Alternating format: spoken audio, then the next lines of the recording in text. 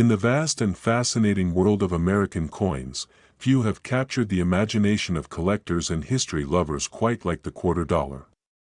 Each coin tells a story about the nation's past, its progress, and its people.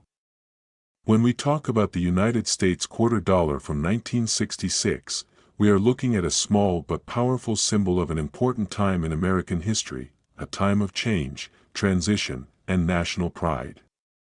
The 1966 quarter is not part of the modern state quarter series that began in 1999, but it represents a key turning point in U.S. coinage. It carries the heritage of the classic Washington quarter while reflecting the nation's economic adjustments of the 1960s. The Washington quarter design first appeared in 1932. It was created to honor the 200th anniversary of George Washington's birth, the first president of the United States and the father of the nation. Sculptor John Flanagan designed the coin, featuring a profile of Washington facing left, modeled after the famous bust by Jean-Antoine Houdon. The word "Liberty" crowns the top, with the motto, "In God We Trust," inscribed to the left, and the date at the bottom. On the reverse, the coin displays a majestic bald eagle, wings spread wide, perched on a bundle of arrows, symbolizing strength and readiness to defend the nation, with olive branches below, representing peace. This design remained in use for decades, including the 1966 issue, making it one of the most iconic and enduring images on American currency. However, the year 1966 was not an ordinary one in the history of American coinage. During the mid-1960s, the United States faced a major coin shortage.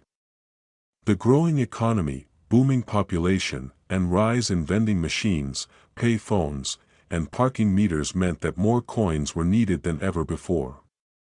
At the same time, the rising price of silver created a crisis for the U.S. Mint.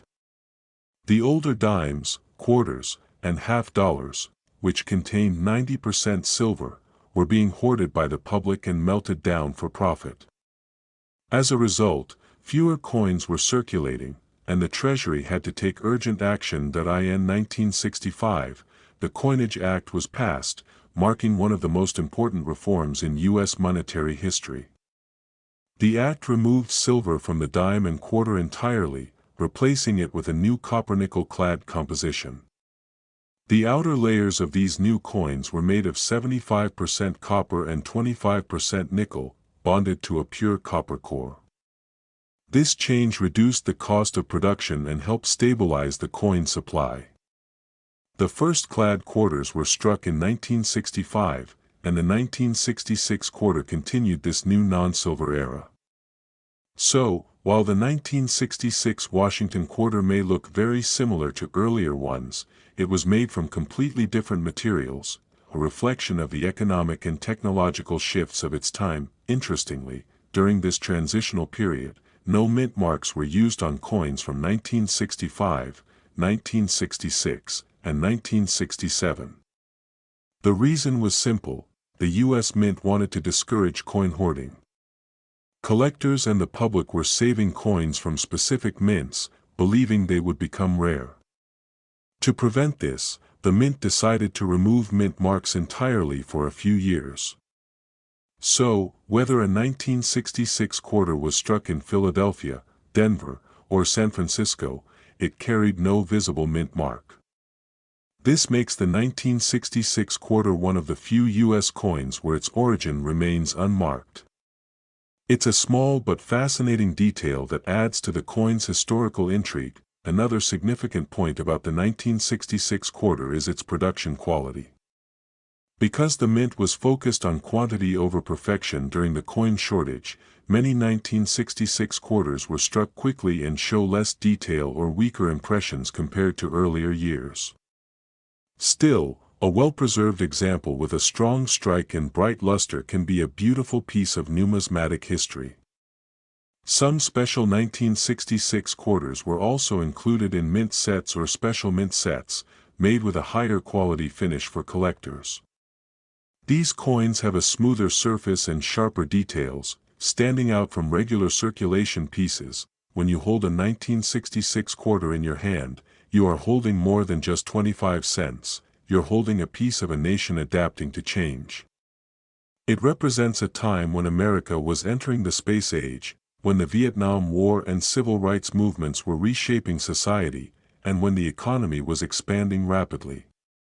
Every coin struck that year circulated through gas stations, diners, movie theaters, and schools across the country, silently witnessing the everyday life of 1960s America. It was a coin that passed through the hands of people buying their first televisions, their first cars, or their morning newspaper. The 1966 quarter carries the everyday story of millions of Americans living through an era of transformation. For collectors, the 1966 quarter is an interesting study in transition. It bridges the gap between the traditional silver coinage and the modern clad era that continues today. Because billions were produced, most 1966 quarters are not considered rare in normal circulated condition. However, pristine examples, especially those with a strong strike, bright luster, or from the special mint sets, can be quite desirable. Some error coins from this year, such as those with double strikes, off-center strikes, or planchet flaws, are also sought after by enthusiasts, as they highlight the hectic minting conditions of the mid-60s. In terms of value, a regular 1966 quarter found in pocket change is generally worth its face value of 25 cents. But for collectors, uncirculated or proof-like examples can be worth a few dollars, and those graded exceptionally high by professional grading services may sell for much more. In pristine condition, the coin can represent not just a collectible, but a small piece of American resilience and adaptation during a time of challenge. It's a reminder that even in moments of economic pressure, the U.S. Mint found innovative ways to keep the nation's currency flowing and functional. From a historical perspective, the 1966 quarter also serves as a reminder of how design continuity reflects national identity. Despite the change in metal composition, the government chose to retain John Flanagan's original portrait of George Washington. This consistency preserved the sense of trust and familiarity among the American public, even as the coin's substance changed. It was a subtle yet powerful message, that while materials may shift and times may change, the values represented by Washington's image remain the same: liberty, faith, and unity. Many coin enthusiasts today treasure the 1966 quarter for these very reasons. It is not just another common coin, it is a marker of transition, from silver to clad, from scarcity to abundance, from tradition to modernity. Collectors often say that every coin has a voice, and the 1966 quarter speaks of adaptation and continuity. It tells us that the United States could embrace change without losing its identity. The eagle on the reverse still spreads its wings, holding both arrows and olive branches, reminding us that strength and peace must coexist. The design remained largely untouched until the late 1990s, when the state quarter program began and gave each state its own design.